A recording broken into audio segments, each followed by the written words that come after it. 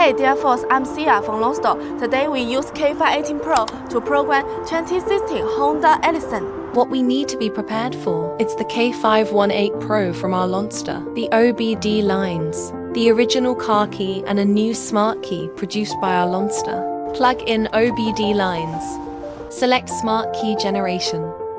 In Honda, find Elysion. Select the menu of Elysion 47.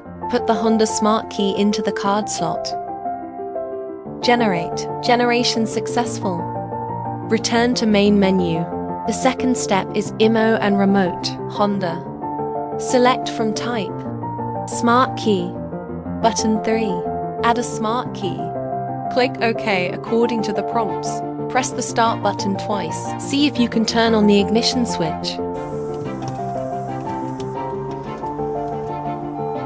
The ignition switch is turned on. Click OK. Put the original car keys in the car. Put the other key outside the car and click OK. Take out other smart keys. Put the key to be programmed in the car. Click OK. Turn off the ignition switch in 15 seconds.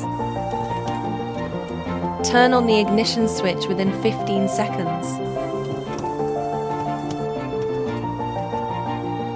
Turn off the ignition switch within 15 seconds.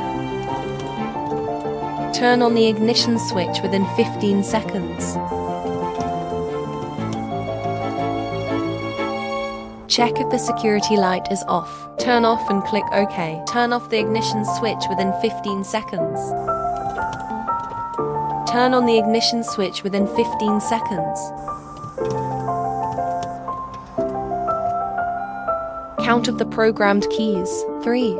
Programming complete. It has been successfully added a key. Now, let's see if the keys work. New key, step on the brake and press the start button. New key to start car successfully. The original car key, step on the brake and press the start button. The original car key to start car successfully. Let's try to see if the remote control works. New key lock.